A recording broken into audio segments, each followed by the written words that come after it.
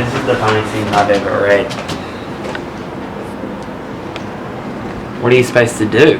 Don't look me up, don't come around.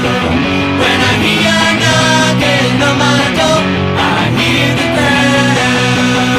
ground. Don't look me up. You're watching AAA Backstage. We're here with Leroy and Kat from the Gooch Palms. Hi, how you going? Thanks for having us. I'm great. How are you guys? Yeah, good. Really good. Yeah, good. Feeling fresh. Excellent. Oh, you guys are a few shows into the tour. How's it been going so far? Yeah, Sydney was awesome. Kids went mental. A lot of stage diving. A lot of shoeies. It's a thing that I think Junie started, but now it's starting to spread, which is fun. Yep. Yeah, it's been great to be back. Yeah, we're having a ball. So they're doing shoeies on stage with you, or just in the crowd? Or? Yeah, like, you know. They staged invaded and did some shoeies. Yeah, it's sick. Yeah. I mean, I did shoeies back when I was younger. Yeah, there were people around me while I was playing drums, kind of leaning on me doing the shoeies. Yeah. So it was very hectic at one point, wasn't it? Yeah, but it's fun. Yeah. That's part of it. Do you feel peer pressure to partake in those activities now? Or? This is a secret wedge, so it's not so secret, you can't see it. The shoey would be weird, and then I think would stay wet forever. I don't want a soggy shoe. You guys opened for Violent Soho on their massive Waco tour earlier this year. Firstly, what was the best part of being on that tour, and what were like some of the big things you learned from that experience? The whole thing was crazy. We'd never played such a professional show with huge crew before. So we learnt a lot. Like when we came out with the pedal board stuck on this piece of metal and our little crappy, setup, the people that were working for that show were like, oh gee, what's going on here? And we're like, oh yeah, sorry about that. So we've since been looking at maybe getting a professional pedal board for you and stepping it up a bit, but it was super fun, every part of it. We got to stand side of stage and watch every band play, and our job was done pretty early in the night, and then we just got to enjoy the free beers. And yeah, I mean, they're four of the nicest dudes you could ever meet, so they just made us feel so welcome. That was the best month ever. It was insane.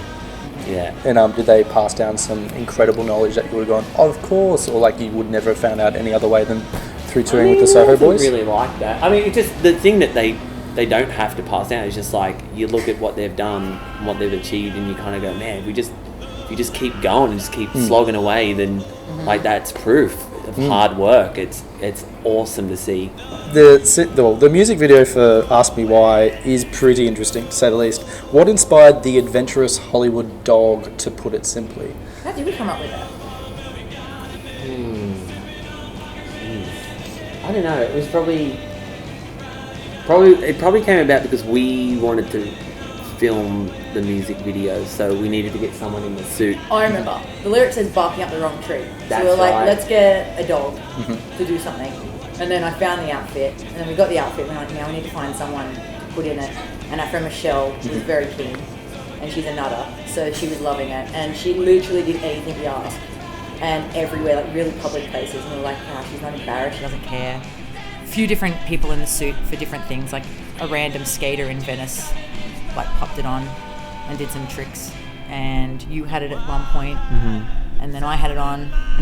So yeah, we all took a turn in the suit. It was about 40 degrees as well, so it was pretty brutal. Yeah. Did you get any unwanted attention in the suit from some authorities? Not. The dog does do a few possibly illegal things. The only thing was a cop drove down Venice Beach and he was like, "Hey, no dogs on the beach," and then he was cracking up. What a good one. Yeah, and that's really it. Okay. Yeah. Oh, and the security guard at Muscle Beach, which you're not allowed to film the muscle men working out. He was like, "What are you doing?" And we're like, "Just filming." He's like, "Have you got a permit?" We're like, but that was all. Yeah, not too bad actually, for considering how much ground we covered. And we got a lot of attention, people just yelling out of cars, really excited, they've never seen. I mean, it's LA. There's a lot of weird stuff going on. So we were very surprised at how many people were like, "Wow!" Or people taking photos. It was very weird because there's always something going on. So they just really liked the dog, I guess. Yeah. In a recent Q&A with AAA Backstage, you guys described your sound and live shows as a party. That's what you gave us. So what are the major influences behind starting the band, I guess? Obviously a party's a party, but you had to get your sound from somewhere. What really inspired you guys? Back when we first started, I mean, we were pretty limited with what we could play, so we were kind of looking at bands like, I don't know, maybe like the Gories and King Kong Barbecue Show and kind of minimal, kind of garagey stuff. But, and they were always putting on more of a party than they were like a, you know, you're not just standing there listening to like the music going, that's really good music. Like, you're just like, wow, and you get immersed in it. So we were like, all right, we got to do that. Like, obviously, we can't provide no one's there going, he's really good at guitar, and that chick is just a great drummer. So, yeah, we just wanted to make it fun before anything else. An immersive sounding show, and then Yeah, and then we kind of got better at playing, but we still didn't want to lose the fun party aspect of it, because if we're not having fun, we wouldn't do it.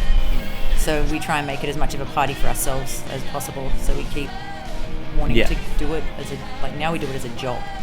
So you got to, doing any job becomes kind of boring and jobby if you don't keep it fun. Because there's a lot of like hard work in between the shows. So we make the shows the reward for doing all the hard work, I guess. Sure. Yeah. And you want to reward people for coming because they've got a lot of choice these days.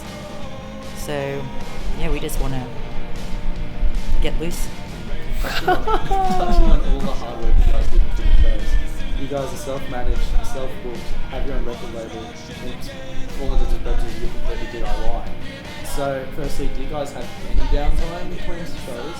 And secondly, how big does the band have to get before you guys bring on a third guy on stage, or just bring in an actual team? I don't think we'll ever bring anyone else on stage musically.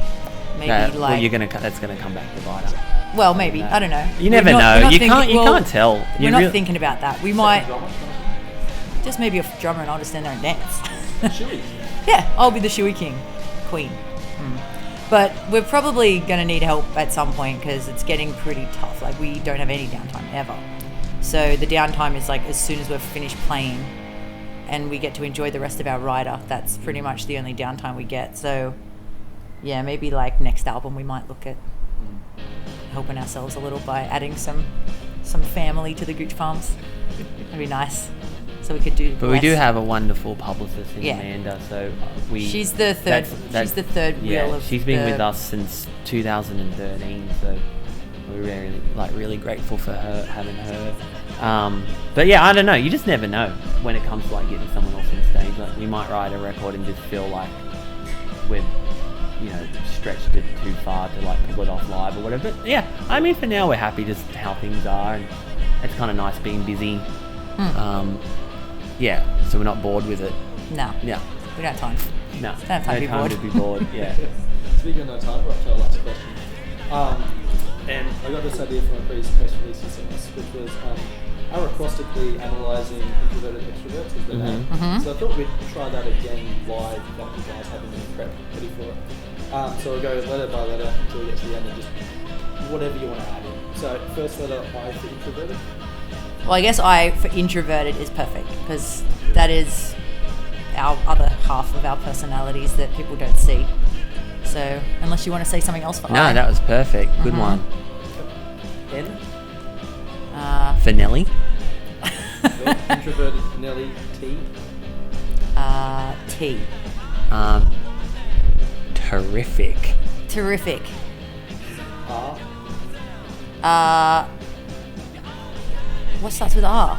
A word. It's a riot. O? Oh my. That's what people say when he gets his pants off.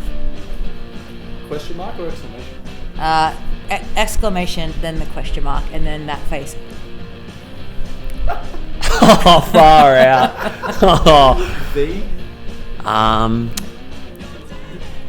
Very listenable. Oh, if you do say so yourself. Well, I like it. Otherwise, I wouldn't be in this fucking band. E? Energetic. Oh, there you go. R? R again. God, too many R's in this. There you go. R again. R again. T?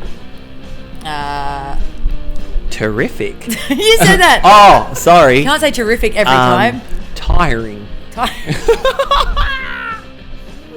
No, back to T. T. T. Go on. Say T. T. I'll say You were about to say trying again, weren't you? Trying? No, I don't know. Terrific. Excellent. It's really excellent, isn't it? It's the best. And last one, D. D is for It stands for don't be a dickhead and buy the album.